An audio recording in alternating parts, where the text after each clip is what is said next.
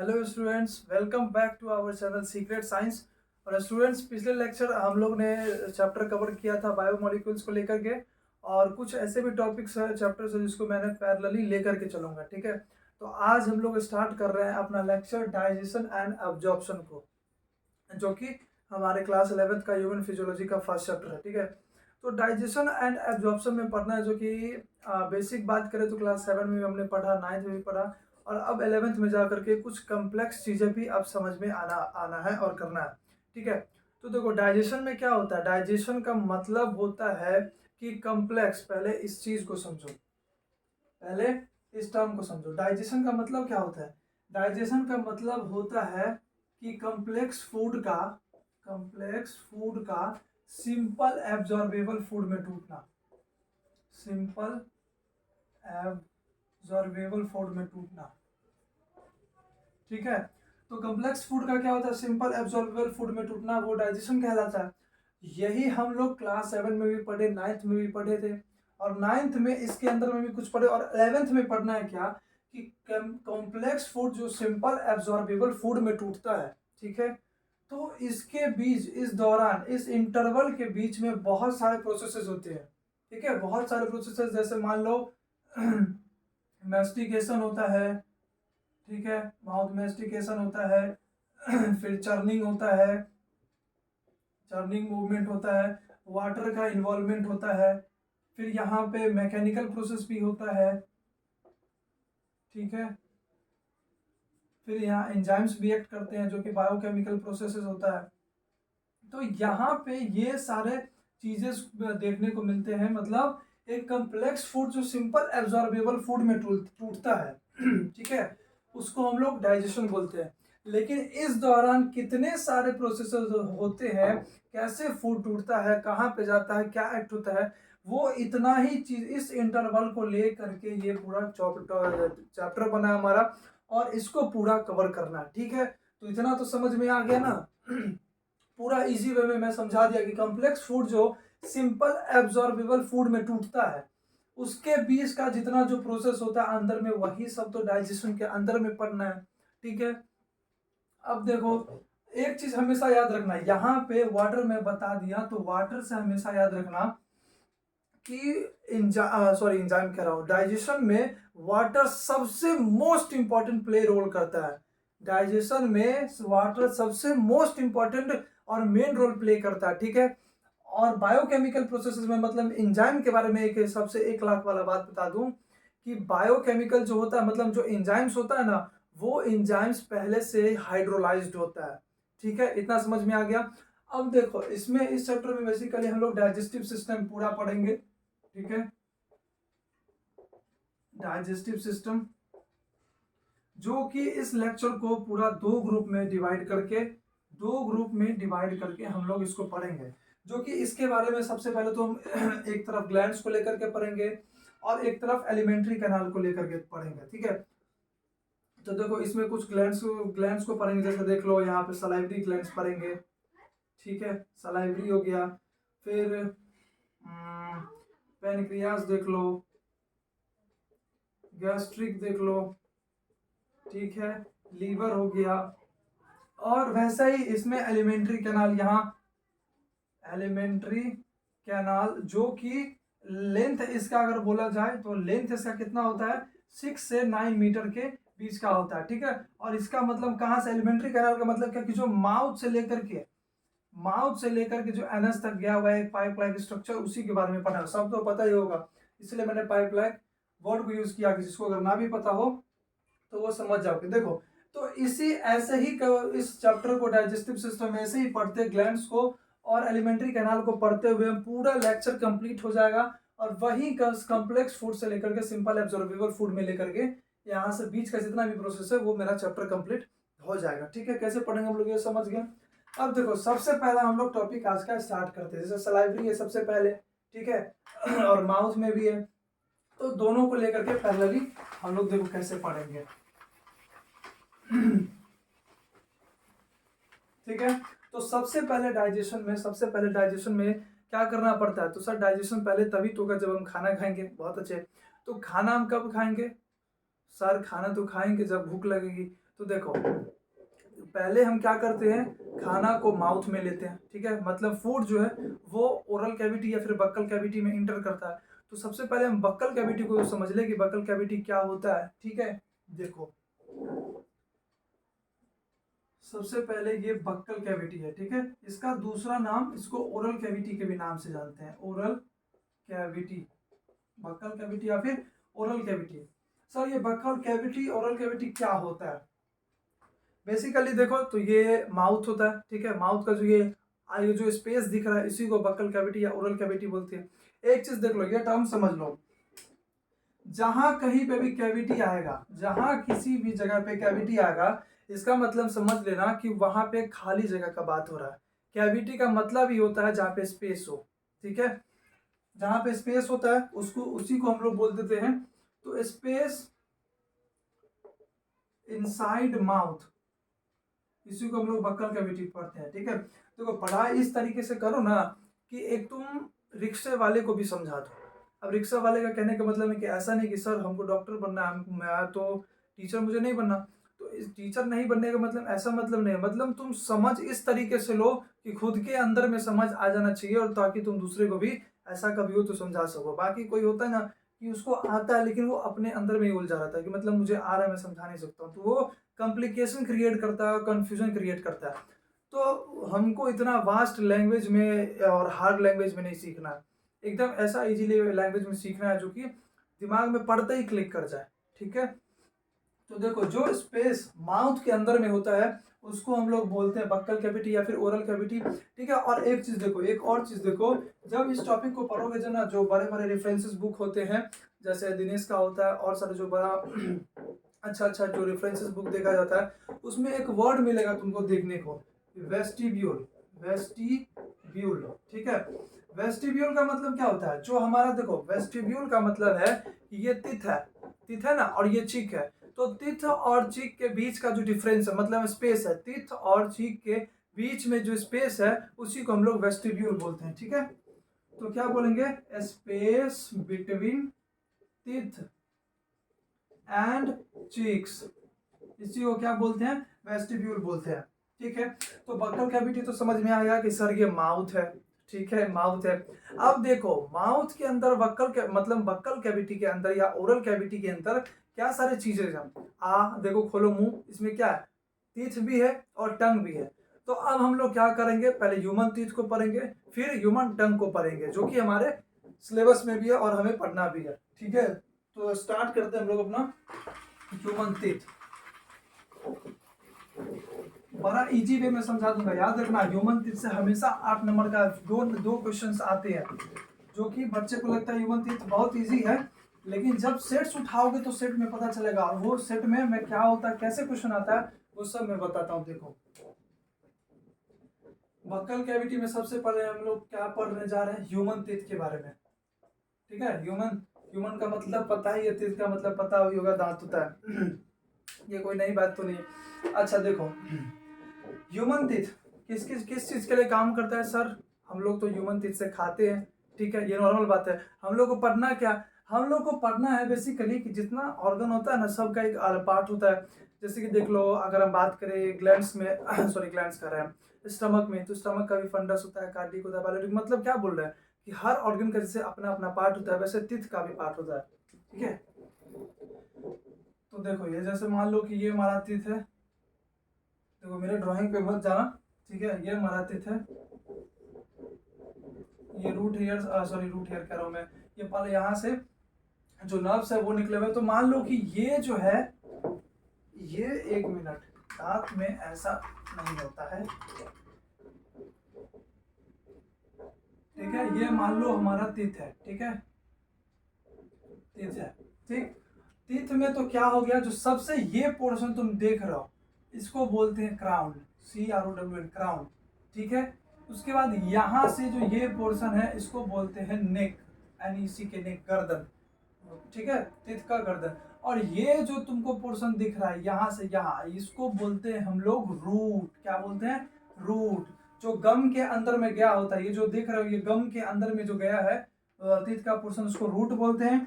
जो सबसे ऊपर में पोर्शन होता है उसको क्राउन बोलते हैं, और जो ये मिडिल पोर्शन है उसको नेक बोलते हैं। तो देखो ह्यूमन टीथ हैज 3 स्ट्रक्चर, कौन कौन सा? तो क्राउन, नेक एंड रूट। ठीक है, क्राउन होता है, नेक होता है, रूट होता है। उसके बाद देखो अगर हम ह्यूमन टीथ में बात करें तो ह्यूमन टीथ का बहुत सारा पार्ट्स होता है। ह्यूमन टीथ में भी बहुत सारे, ये तो मैंने बता दिया कि ये क्राउन हो गया, ये नेक हो गया, रूट हो गया। अब इस सब के अंदर में बहुत सारे पार्ट होते हैं, जैसे कि देख लो इनेमल होता है, डेंटाइन होता है, पल्प कैविटी होता है, एपिकल फोरामेन होता है, रूट कैनाल होता है, पेरिडोंटियल लिगामेंट होता है, सीमेंटम होता है, बहुत सारे कुछ होते हैं। ठीक है, जैसे देखो मैं ये चीज तुमको लिखवा देता हूँ, ये काम आएगा। इसमें से तुमको पढ़ना सबको नहीं है, कुछ ही को, लेकिन सबका नाम जानना है। ह्यूमन टीथ हैज क्या क्या? इनेमल, डेंटाइन,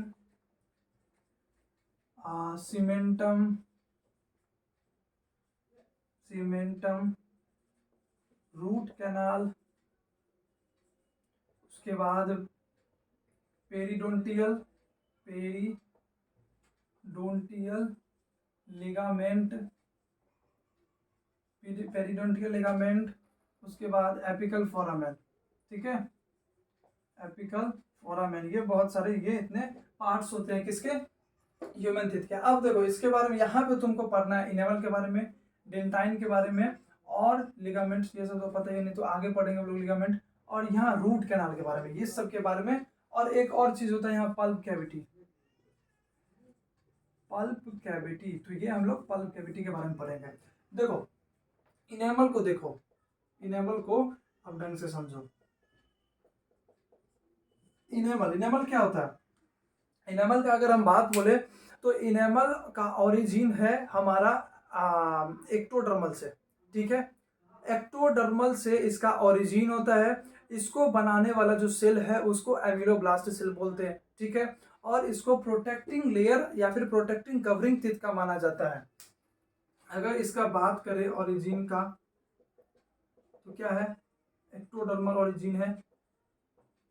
ठीक है, उसके बाद प्रोड्यूस, इसको प्रोड्यूस्ड कौन करता है? Produced by ameloblast cell. अब इस एमिलोब्लास्ट सेल के बारे में इस बहुत अच्छा एक बात बताने जा रहा है, एमिलोब्लास्ट सेल। और उसके बाद इसको और तो हम लोग क्या बोलते हैं? Protecting covering of teeth. याद रखना है इस सब, मतलब ये जो मैं पढ़ाऊंगा इनेमल, डेंटाइन और पल्प कैविटी के बारे में, इतना इससे क्वेश्चन नहीं आता ह्यूमन टीथ में। बाकी इसके बाद जो हम बताएंगे ना उससे क्वेश्चन आता है, क्योंकि ये सबको पता होता है, नॉर्मल बच्चे को भी पता होता है कि इनेमल एक्टोडर्मल होता है, एक्टोडर्मल ओरिजिन होता है, एमिलोब्लास्ट सेल से बनता है, और ये प्रोटेक्टिंग कवर होता है। देखो ये जो इनेमल है ना, इनेमल को बोला जाता है हार्डेस्ट पार्ट या फिर बोन ऑफ द बॉडी। ठीक है, hardest part of the body. क्यों? क्योंकि इसके ये जो है वो 96% इनऑर्गेनिक कंपाउंड से मिलकर के बना होता है। 96% इनऑर्गेनिक कंपाउंड से मिलकर के बना होता है। अब एक चीज देखो, कहा जाता है कि तुम अगर तुम्हारे बोन मतलब टीथ में अगर कैविटी बन गया तो या तो तुमको उस टीथ को निकलवाना पड़ेगा। ठीक है, या फिर एक छोटा सा ऑपरेशन होता है जिसमें एक कैल्शियम पैक्टेट को अंदर उस कैविटी में भर दिया जाता है। ठीक है, ऐसा होता है। तो फिर ऐसा क्यों होता है? रीजन कि इनेमल सर ये तो एमिलोब्लास्ट सेल से बना है, तो सेल तो रिप्लेस कर लेना चाहिए, मतलब उस गड्ढे को, कैविटी को भर देना चाहिए। फिर ऐसा क्यों होता है जो मुझे निकलवाना पड़ता है? या फिर इसका मतलब क्या हो रहा है कि इसका मतलब कि ये डिवाइड नहीं कर रहा। देखो एमिलोब्लास्ट सेल हमारे बॉडी का वो सेल होता है जो अगर एक बार टूट गया, अगर एक बार ये डेथ हो गया, इसका डीजेनरेट हो गया ये, तो इसको बनने में बहुत मतलब समझ लो कि ना के बराबर ये एमिलोब्लास्ट सेल दोबारा बनता है। ठीक है, जैसे हेपेटिक सेल होता है ना, हेपेटिक सेल अगर मतलब लीवर का सेल अगर एक बार मर गया तो फिर वो रिप्लेस तो हो जाएगा, लेकिन वो नॉर्मल सेल से रिप्लेस होगा, हेपेटिक सेल से कभी रिप्लेस नहीं हो पाएगा। इसीलिए कहा जाता है कि लीवर खराब हुआ तो फिर वो खराब ही हो जाता है। या तो तुम लीवर ट्रांसप्लांट करवा लो, या फिर उसको क्या करना पड़ता है, अगर तुम जब तक वो रहेगा तब तक प्रॉब्लम क्रिएट करेगा। वही चीज यहाँ पे है कि एमिलोब्लास्ट सेल अगर एक बार डीजनरेट हो गया तो ये दोबारा बनता नहीं है, ठीक है। इसीलिए तुमको बोला जाता है कि दांत को निकलवा ही लो, क्योंकि वो कैविटी भरने वाला नहीं है, या फिर उसमें कैल्शियम पैक्टेट से हम एक छोटा सा ऑपरेशन से उसको हम टीथ को ठीक करवा लेते हैं। तो इनेमल में इसका ये खास बात होता है। अब देखो, ये कहोगे सर कैविटी होता कैसे। अगर मान लेते हैं हम कि मेरे माउथ में कुछ था, मतलब हमने शुगर खाया या चीनी या फिर कुछ खाया, तो हमारे माउथ में क्या होता है, हम लोग खाने के बाद अगर कुल्ली ना करें ना, तो माउथ में कुछ बैक्टीरिया वगैरह रह जाते हैं या फिर प्रोड्यूस हो जाता है, ऐसा कंडीशन होने के कारण। तो ये बैक्टीरिया क्या करता है, ये बैक्टीरिया उस रात भर में क्या करता है ना, धीरे धीरे धीरे धीरे एसिड प्रोड्यूस करना शुरू करता है। तो एसिड क्या करता है, अगर तुम कंटिन्यू ब्रश नहीं करोगे तो वो एसिड तुम्हारे माउथ में ही रहेगा, और वो एसिड क्या करेगा, धीरे धीरे धीरे धीरे करके इनेमल को डिस्ट्रॉय करना शुरू करेगा, और वही वो कैविटी बनाता है। फिर इनेमल को डिस्ट्रॉय करेगा, उसके बाद जाकर डेंटाइन पे जाएगा। फिर आगे में जो इनेमल होता है ना, इनेमल में जब तुमको कैविटी बनाएगा तो तुमको दर्द फील नहीं होगा, क्योंकि इनेमल के पास इनेमल वो रीजन है टीथ का जहाँ, और डेंटाइन वो रीजन है टीथ का जहाँ पे ना रूट सॉरी ना नर्व्स होते हैं, ना ब्लड वेसल्स या और ना ही लिम्फ वेसल्स होते हैं। तो ये धीरे धीरे क्या करता है, इनेमल से होते हुए डेंटाइन को डिस्ट्रॉय करता है, और फिर पल्प कैविटी को डिस्ट्रॉय करता है। तो जैसे ही वो पल्प कैविटी के पास पहुंचता है, तब हमें वो दर्द महसूस होता है। क्यों? क्योंकि पल्प कैविटी के पास से ही नर्व, ब्लड वेसल्स और लिम्फ वेसल स्टार्ट होता है, ठीक है। तो इनेमल समझ में आ गया। इनेमल का ओरिजिन एक्टोडर्मल है। प्रोड्यूस्ड इसको एमिलोब्लास्ट सेल करता है, जो कि दोबारा अगर एक बार डीजनरेट हो गया तो दोबारा ये नहीं बन पाता है। इसको प्रोटेक्टिंग कवर बोला जाता है टीथ का, ठीक है। और सबसे हार्डेस्ट पार्ट होता है हमारे बॉडी का, क्योंकि इसमें 96% इनऑर्गेनिक कंपाउंड होता है, मतलब इनेमल 96% इनऑर्गेनिक कंपाउंड से बना होता है, ठीक। इसको लिखना लिख लो जल्दी से, पास इरेज कर देता है। अब डेंटाइन के बारे में देखो।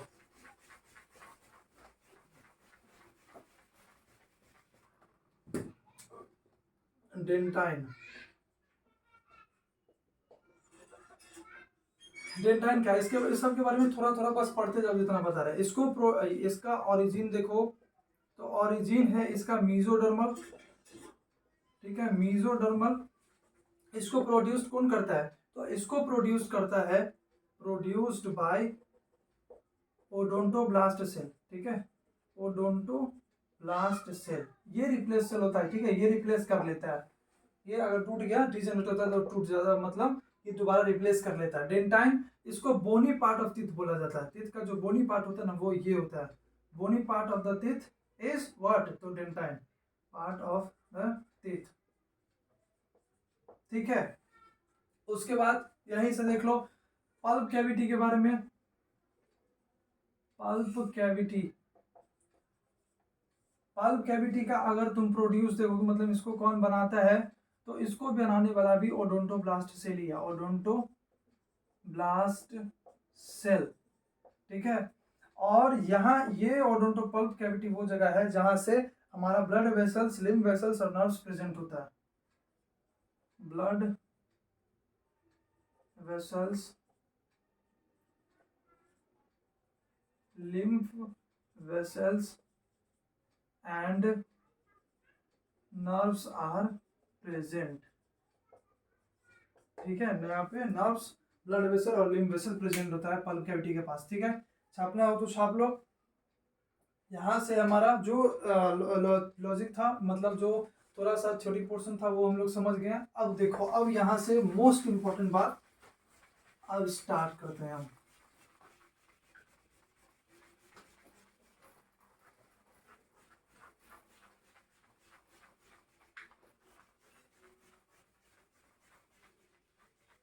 ठीक है, तो देखो अब क्या होगा, यहाँ तो जो पोर्शन था वो पढ़ लिए हम लोग।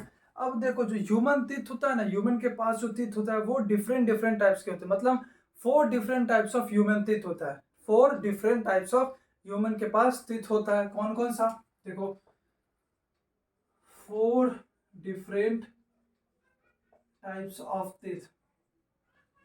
हाँ, एक चीज यहाँ पे मैं मेंशन कर दूं कि यहाँ पे मैंने 4 डिफरेंट टाइप्स ऑफ टीथ आप लोगों को पढ़ा रहा हूँ, लेकिन एनसीईआरटी में 3 ही दे रखा है, ठीक है, 3 ही पढ़ना भी है आपको। लेकिन जो चौथा है वो चौथा से ही मेन क्वेश्चन आता है, इसलिए मैं बोला कि अब यहाँ पे तुम लोग फंस जाओगे, ठीक है, तो मैं वो भी क्लियर कर दूंगा। और अगर मैं फोर्थ को, अगर तुम लोग बोलोगे भी ना कि सर नहीं पढ़ाए, तो अगर मैं पढ़ा भी दूं तो तुम लोग खुद कहोगे नहीं सर ये तो पता नहीं था, और बेसिक 7 क्लास में मुझे याद है कि मैंने पढ़ा था। देखो क्या होता है। 4 डिफरेंट टाइप्स ऑफ टीथ। पहला जो टाइप्स होता है वो होता है थेकोडोंट। कौन सा डोंट? थेकोडोंट। थेकोडोंट का मतलब होता है जो टीथ है, टीथ है ना, वो टीथ जो हमारा जो दांत है वो जो सॉकेट में फंसा हुआ होता है, जो सॉकेट में फंसा हुआ होता है उसी को बोलते हैं हम लोग थीकोडोंट। ठीक है,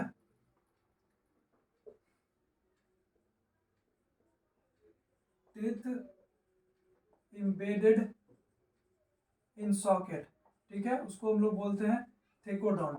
उसके बाद आता है ब्यूनोडोंट। ब्यूनोडोंट, जो ब्यूनोडोंट टीथ होता है, मतलब जो टीथ होता है ना, जैसे देख लो ये टीथ है, ये जो स्ट्रक्चर बनाए थे हम, ठीक है, ये जो टीथ है, इस टीथ में देखो तो ऐसे ऐसे कस्प बना होता है, मतलब ये जो देखते हो ना, ये छोटा छोटा ऐसे कट लाइक स्ट्रक्चर बना होता है, उसको हम लोग कस्प बोलते हैं, CUSP, कस्प। तो ये जो कस्प होता है ना, जिस टीथ के पास कस्प होता है उस टीथ को हम लोग ब्यूनोडोंट बोलते हैं। ठीक है, जिस टीथ के पास कस्प लाइक स्ट्रक्चर बना होता है उसको हम लोग ब्यूनोडोंट बोलते हैं। Cusp like structure is present. उसके बाद देखो तीसरा जो होता है, तीसरा जो कि है डाइफायोडोंट, जो कि तुम लोग शायद इसी चीज का इंतजार कर रहे होगे। डाइफायोडोंट क्या होता है? डाइफायोडोंट, ठीक है, डाइफायोडोंट। डाइफायोडोंट में क्या होता है देखो, जब हम लोग मतलब हमारे बर्थ से लेकर के बूढ़े तक, मतलब यंग से लेकर के बूढ़ा तक जो हमारे पास टीथ आता है ना, जो दांत होता है वो 2 सेट में आता है। ठीक है, 2 सेट्स में आता है। टीथ आर इन 2 सेट्स, ठीक है, 2 सेट में आता है। जो पहला सेट होता है उसको हम लोग बोलते हैं प्राइमरी डेंटिशन। प्राइमरी डेंटिशन, ठीक है, या फिर उसका नाम मिल्क टीथ के भी नाम से जानते हैं। ठीक है, या बोलो तो टेम्पररी टीथ के भी नाम से जानते हैं, और उसका दूसरा नाम डेसिड्यूवस टीथ के भी नाम से जानते हैं। डेसिड्यूवस टीथ। तो ये नाम तुमको रखना इसीलिए पड़ेगा क्योंकि देखो बच्चे बहुत सारे फॉर्म भरते हैं और उनका काम रहता है कि ऐसा पेपर हो कि बच्चे को हम लोग हटाना पड़े, तो वो तुमको क्वेश्चन आता आता क्वेश्चन क्या करेगा ना, नाम में भी फंसा करके तुम नहीं को, इसलिए याद कर लो क्या है। प्राइमरी डेंटिशन होता है, मिल्क टीथ है, फिर टेम्पररी टीथ इसको भी बोलते हैं, या फिर डेसिड्यूवस टीथ भी बोल सकते हैं। उसके बाद जो दूसरा टीथ आता है उसको बोलते हैं हम लोग सेकेंडरी डेंटिशन। सेकेंडरी डेंटिशन, ठीक है, इसको एडल्ट टीथ के भी नाम से जानते हैं, एडल्ट टीथ, और इसको परमानेंट टीथ के भी नाम से जानते हैं, परमानेंट टीथ। ठीक है, इतना समझ में आ गया। अब देखो इस दोनों पे कितना हमारा लेक्चर आगे चलने वाला है, देखो इस दोनों को पढ़ाते हैं हम।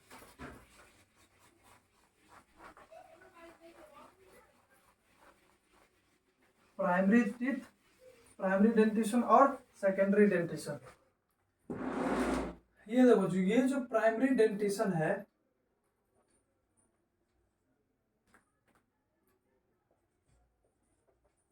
प्राइमरी डेंटिशन, ठीक है, नाम लिख दिए थे आगे, वो उतना लिखने का जरूरत है, तुम लोग याद कर लेना। प्राइमरी डेंटिशन जो होता है, एक चीज तुम लोग पहले फॉर्मूला ने याद कर लो कि ये हमारे पास, नहीं चलो छोड़ो हम बताते हैं।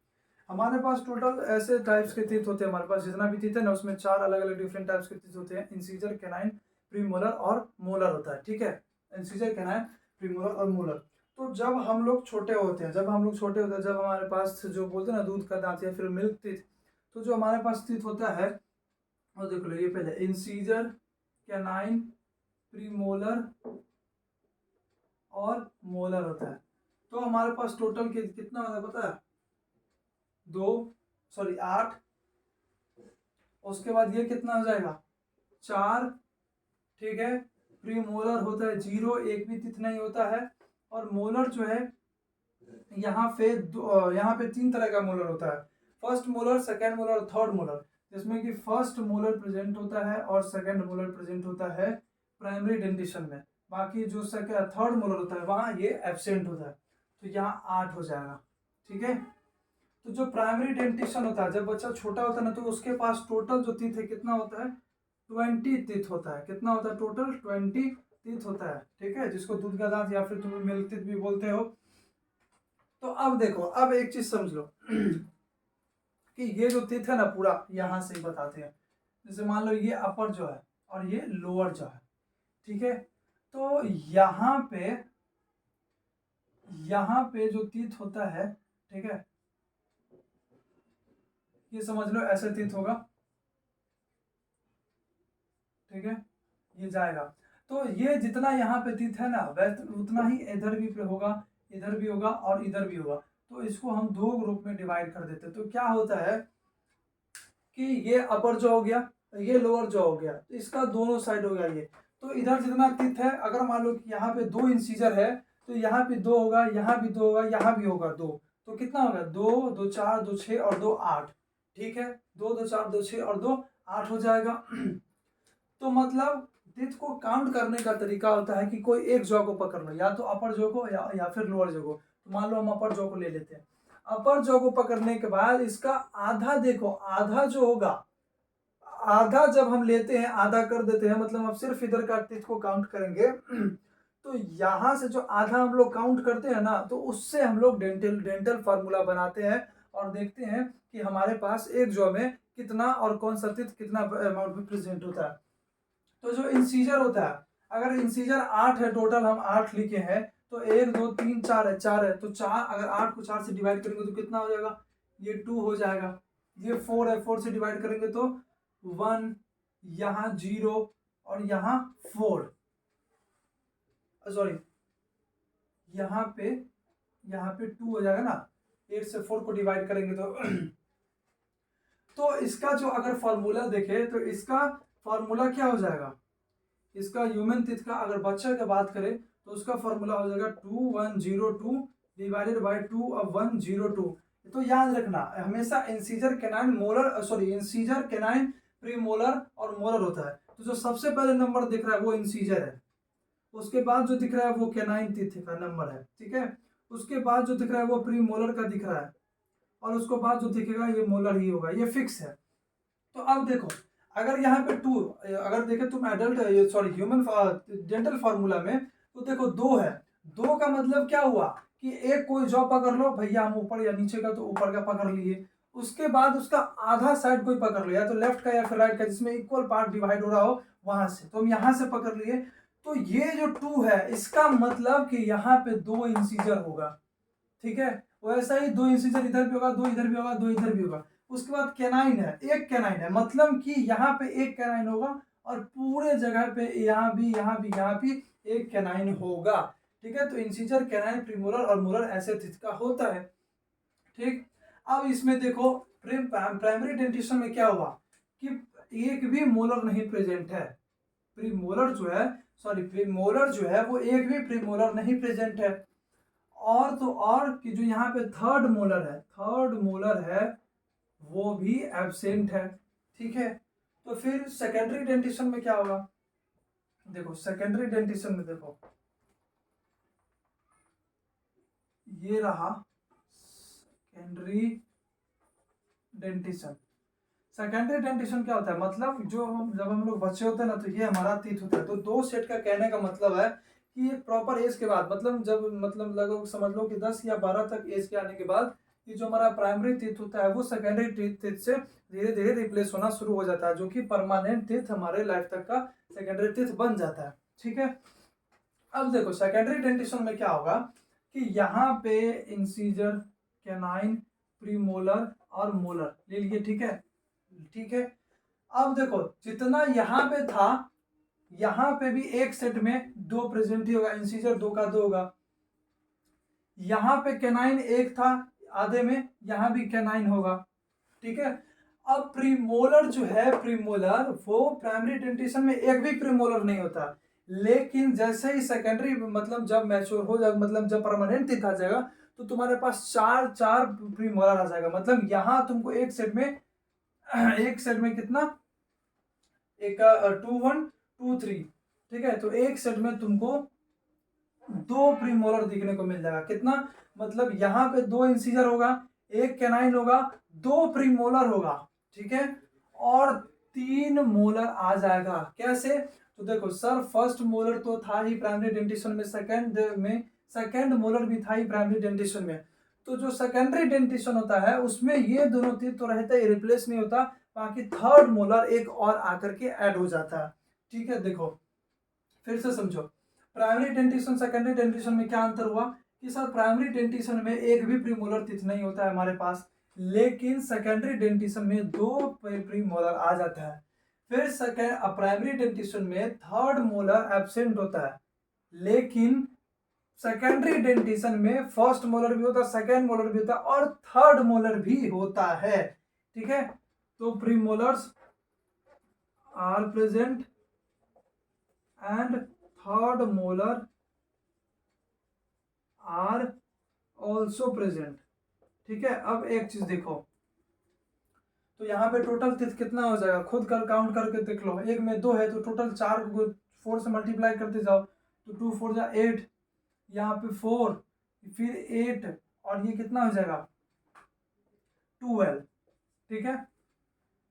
तो कितना हो जाएगा ये 8 16 20 30 और 32। इसका मतलब सेकेंडरी डेंटिशन में टोटल कितने होते हैं, 32 दांत होते हैं। तो फिर हो गया ना, जो बड़े लोग हैं तो उसमें 32 दांत होते हैं, ठीक है। तो हमारा कैलकुलेशन भी सही हो गया। मतलब कि जो अगर ह्यूमन एडल्ट का बात करें, जो यंगर होते हैं, जो बड़े होते हैं, उसका ह्यूमन डेंटल फॉर्मूला यही होता है। सेकेंडरी डेंटिशन का ह्यूमन डेंटल फॉर्मूला क्या हो जाएगा, 2 1 2 3 डिवाइडेड बाई 2 1 2 3, ठीक है। मतलब टोटल देखो 2 2 4 3 7 और 1 8, मतलब एक सेट में 8 दांत होता है, दूसरे में भी 8 होता है, और दो दो हो गया, 2 को गुना कर दो 8 8 16 और दूना 32 हो जाता है, ठीक है। तो ये समझ में आ गया प्राइमरी डेंटिशन में क्या अंतर है। अब एक चीज देखो, यहाँ पे 20 दांत था, यहाँ पे 32 हो गया, कितना बढ़ा, 12 बढ़ा। अब यहाँ पे जो 12 टीथ है ना, उसको क्या बोलते हैं, देखो यहाँ पे 2 तुमको ये बढ़ा, मतलब 8 दांत यहाँ पे ये बढ़ा, ठीक है, 8 ये बढ़ा, और यहाँ पे एक थर्ड मोलर भी बढ़ा। थर्ड मोलर एक है, मतलब 1 2 3 4, अगर यहाँ पे एक है तो टोटल यहाँ भी एक होगा, मतलब टोटल 4 हो गया। तो ये 8 और ये 4, मतलब यहाँ पे जो टोटल 12 दांत और आ जाता है हमारे पास, 12 दांत जो और आ जाता है, तो इसको हम लोग बोलते हैं मोनोफायोडोंट,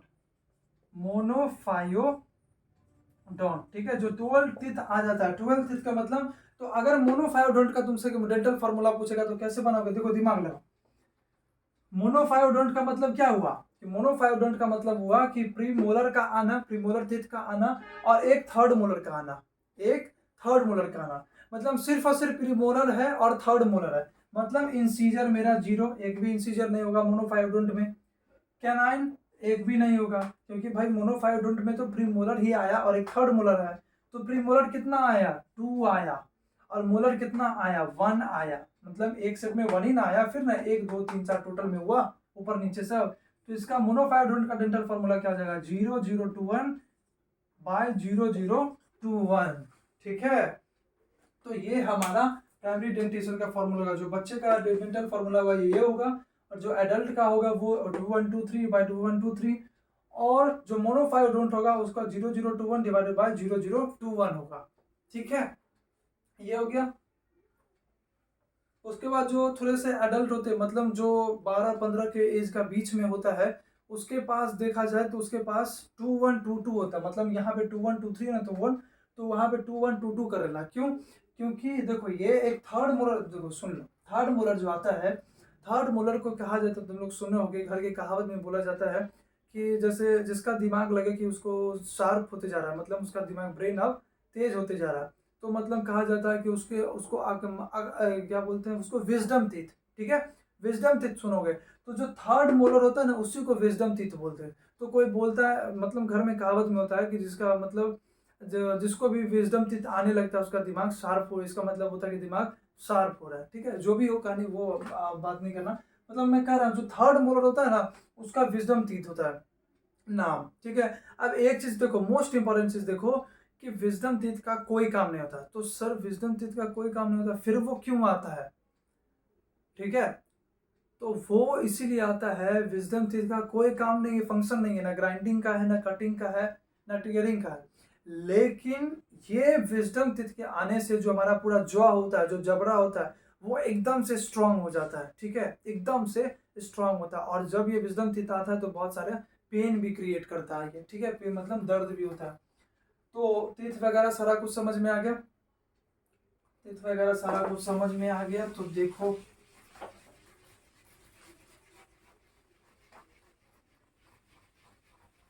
अब तुमको जो फोर्थ टाइप्स है, फोर्थ टाइप्स उसको उसके बारे में हम बताते हैं। रुको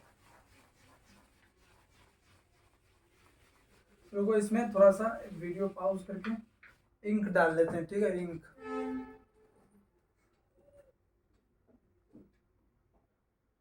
ओके गाइस, तो इंक डाल लिए हैं, ठीक है, वरना दिक्कत होता है देखने में। चलो आगे आगे जो फोर्थ टाइप्स है हमारा वो स्टार्ट करते हैं।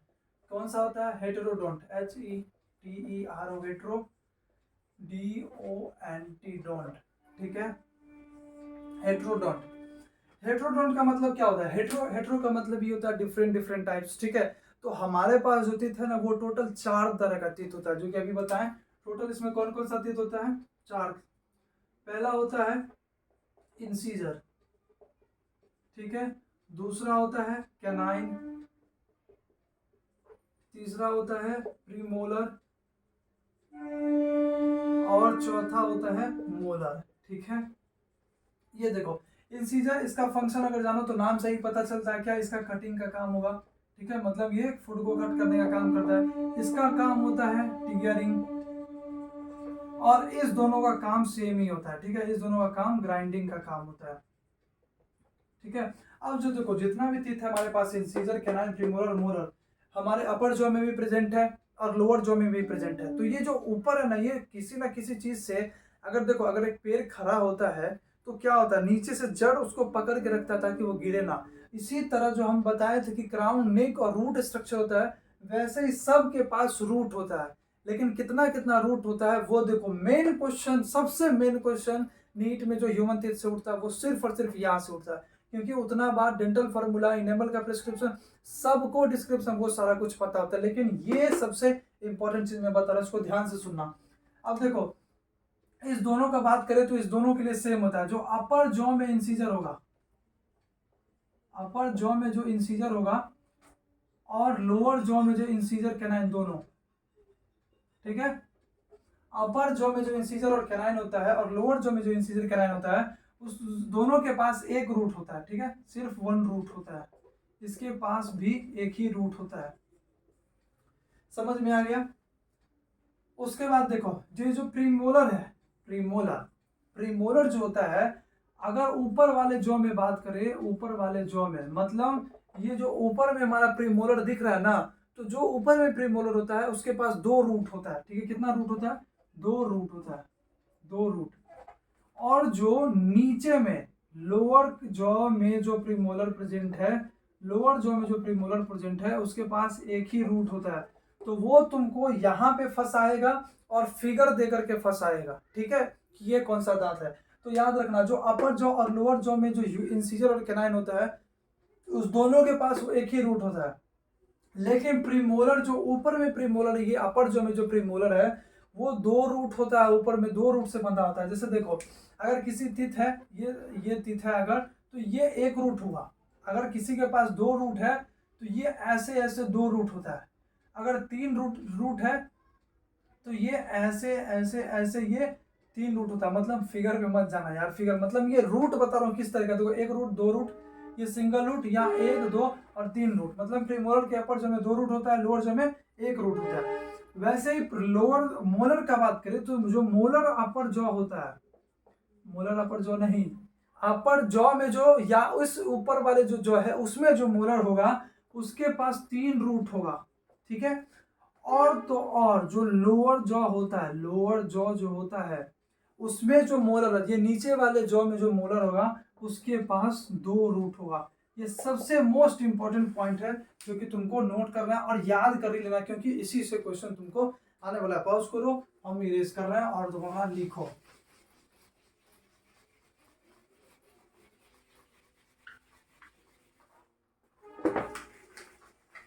ठीक है, अब हम लोग छोटा सा लेक्चर बचा, बकल कैविटी के अंदर में तीर तो पढ़ लिए खत्म, अब एक बचा है टंग।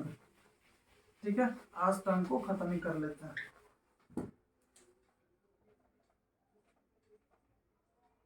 देखो टंग क्या है, एक टंग का बात करें तो हमारे बॉडी में टंग एक ऐसा पोर्शन है जो कि फ्रीली मूवेबल मस्कुलर ऑर्गन है। ठीक है, मतलब ये नहीं कर रहा हूँ कि सिर्फ टंग ही है, ठीक है, बता रहा हूँ कि टंग जो है वो फ्रीली मूवेबल मस्कुलर ऑर्गन है, मस्कुलर ऑर्गन जो कि स्केलेटल मसल से बना हुआ है। ठीक है, किससे बना हुआ है? मेड अप ऑफ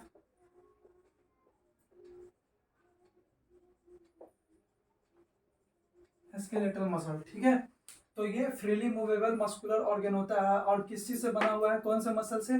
तो स्केलेटल मसल से मिलकर के बना होता है। ठीक है, अब देखो ये जो टंग है, इसको टंग को देखोगे तो ओरल कैविटी का जो फ्लोर है अंदर में यहाँ पे देखोगे हमारा टंग एक चीज से एक पार्ट से जुड़ा हुआ होता है जिसको हम लोग फ्रेनुलम बोलते हैं। ठीक है,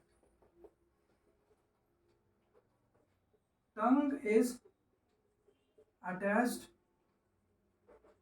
with floor of oral cavity,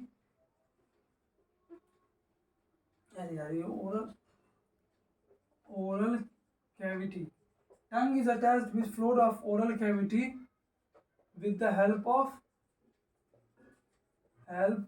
frenulum। ठीक है, फ्रेनुलम, जो फ्रेनुलम होता है उसके हेल्प से टंग हमारा अटैच्ड होता है ओरल कैविटी के फ्लोर से। ठीक है, अब टंग देखोगे ना तो टंग पे बहुत सारे छोटे छोटे छोटे छोटे स्मॉल प्रोजेक्शंस देखने को मिलेंगे।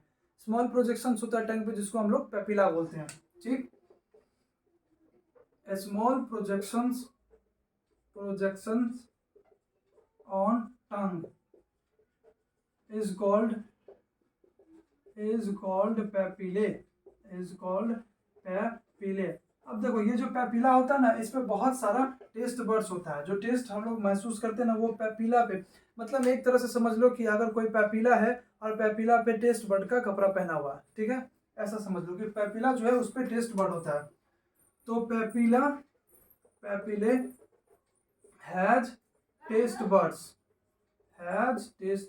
ठीक है, अब देख लो एक अगर ह्यूमन बीइंग में एवरेज टेस्ट बर्ड का बात करें तो एवरेज टेस्ट बर्ड, यहाँ पे एवरेज टेस्ट बर्ड का बात करें तो एवरेज टेस्ट बर्ड हमारा होता है पूरे जीव में, वो लगभग तुमको कितना होता है, लगभग 2000 से 8000 के आसपास होता है। ठीक है, 2000 से 8000 के आसपास इस छोटे से जीव पे टेस्ट बर्ड्स होते हैं। ठीक है, ये कोई बड़ा बात नहीं। सबसे देखो सबसे चौंकने वाली बात ये है कि ये जो टेस्ट बर्ड्स होता है इसका एवरेज लाइफ स्पेन कितना होता है, average life span of taste bud.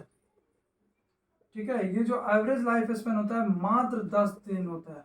ठीक है, मतलब 10 दिन के बाद ये जो टेस्ट बर्ड्स है वो डेड हो जाता है या फिर डीजेनरेट हो जाता है और फिर से वो टेस्ट बर्ड बनता है। कितने दिन में? बस 10 दिन में ही एवरेज होता है। ठीक है, अब देखो इतना तो सबको पता होगा, लेकिन जो क्वेश्चन पूछेगा टंग से वो कौन सा क्वेश्चन होगा वो देखो।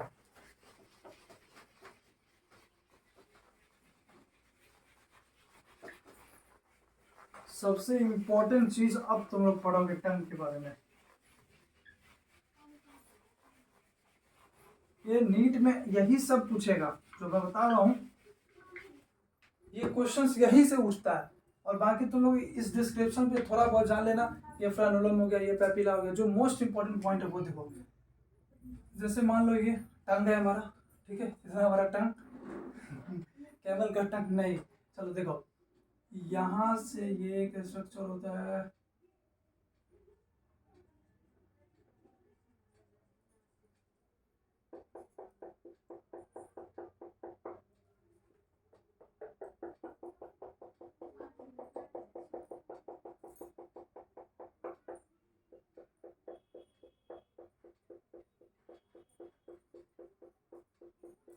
अब देखो जो हमारा टंग है उसके पास तीन तरह का टेस्ट बर्ड्स होता है, ठीक है। तीन तरह का टेस्ट बर्ड्स होता है। एक तो है ये जो बड़ा सा दिख रहा है, इसको बोलते, जो कि इन्वर्टेड वी शेप में दिख रहा है, इसको बोलते हैं सर्कमवैलेंट पेपिला। टेस्ट बर्ड नहीं, पेपिला, सर्कमवैलेंट पेपिले। ये जो सबसे हमारे पास तीन तरह का पेपिला देखने को मिलता है टंग में, जो कि पहला है सर्कमवैलेंट पेपिला, और ये जो लेटरल साइड में दिख रहा है, जो लेटरल साइड में होता है, ये जो लेटरल साइड में होता है,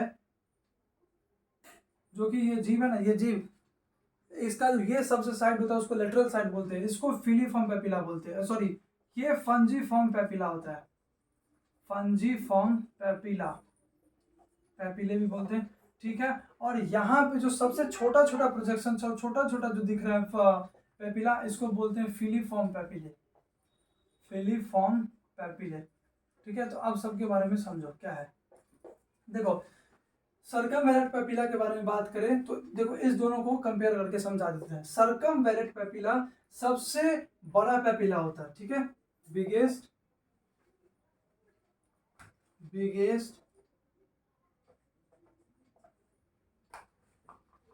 ये सबसे ज्यादा बड़ा होता है, नहीं बिगेस्ट नहीं, इससे अच्छा वर्ड ठीक लग रहा है, ये लार्जेस्ट, ठीक है।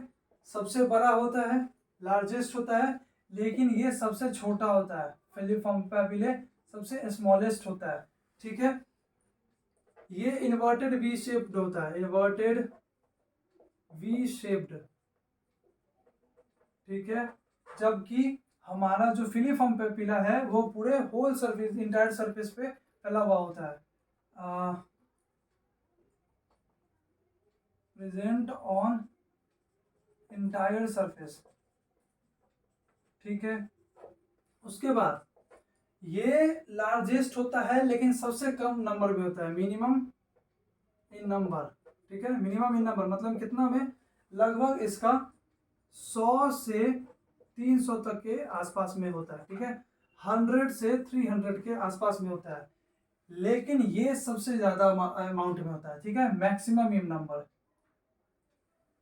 ठीक है, maximum in number. Filiform papilla सबसे ज्यादा होता है, सर्कमवैलेंट पेपिला सबसे कम होता है, इतना समझ में आ गया। लेकिन जो सबसे ज्यादा पेपिले पे जो टेस्ट बर्ड होता है, जो सबसे ज्यादा टेस्ट बर्ड होता है वो सर्कमवैलेंट पेपिला पे होता है, जो सबसे ज्यादा पेपिला पे होता है वो सर्कमवैलेंट पेपिला पे होता है।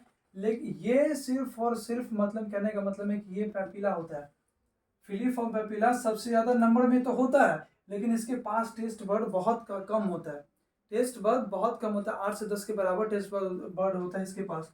लेकिन जो सर्कमवैलेंट पेपिला होता है, सर्कमवैलेंट पेपिला के पास बहुत सारे टेस्ट बर्ड प्रेजेंट होते हैं, जैसे मतलब कि 100 से लेकर 300 के बीच में प्रेजेंट होता है, ठीक है। ये इन्वर्टेड वी शेप्ड होता है, और फिलीफॉर्म पेपिला क्या होता है, ये इंटायर सरफेस पे प्रेजेंट होता है हमारा, ठीक है, पूरा इंटायर सरफेस पे, और ये वी शेप्ड सरफेस पे। और इसके पास ना, इसको बोला जाता है कि इसके पास टेस्ट बर्ड्स नहीं होता, एब्सेंट टेस्ट बर्ड्स, ठीक है, इसके पास टेस्ट बर्ड नहीं होता इस फिलीफॉर्म पेपिले के पास। अब देखो फंजीफॉर्म पेपिला क्या होता है। फंजीफॉर्म पेपिला टंग के लेटरल साइड पे प्रेजेंट होता है, प्रेजेंट ऑन लेटरल साइड, ठीक है, लेटरल साइड पे प्रेजेंट होता है। और इसको पहचानने का तरीका है कि ये तो एक लेटरल साइड पे प्रेजेंट होगा, और दूसरा तरीका कि ये रेड और पिंक कलर होता है, red and pink in colour, ठीक है, रेड और पिंक कलर में होता है। ये कौन सा कलर में होता है, तो ये व्हाइट कलर में होता है, व्हाइट इन कलर, कौन, फिलीफॉर्म पेपिला, और ये रेड और पिंक कलर में होता है फंजीफॉर्म पेपिला, ठीक है। तो सारा कुछ समझ में आ गया। ये हमारा क्या है, फिगर किस चीज का, ह्यूमन टंग, ठीक है, ठीक है गाइस। तो आज के लेक्चर में हमने क्या किसको किसको कवर किया कि डाइजेशन को हम लोग चैप्टर को किस तरीके से पढ़ना है, किस तरीके से पढ़ना है, ठीक है, इसको लिख लो। उसके बाद हम लोग बक्कल कैविटी में आए, बक्कल कैविटी में आए, देखे उसमें हम लोग टीथ के बारे में पढ़े, और उसके बाद अच्छी तरह से टंग को भी कवर कर लिया। ठीक है, तो गाइज हम लोग अगले लेक्चर में क्या करेंगे, आगे जो हमारा एलिमेंट्री कैनाल से स्टार्ट होता है, इसमें भी खत्म नहीं हुआ, इसको और थोड़ा सा लेके चला, मतलब टंग खत्म हो गया। बाकी अब हम लोग अगले लेक्चर में फेरिंग, स्लाइडिंग, ईसोफेगस, स्टमक और आगे लेक्चर को लेके चलेंगे। ठीक है, तो अच्छे से पढ़ो, मन लगा के पढ़ो और सीक्रेट साइंस को सब्सक्राइब कर दो और अगले लेक्चर में बढ़ जाओ। Thank you.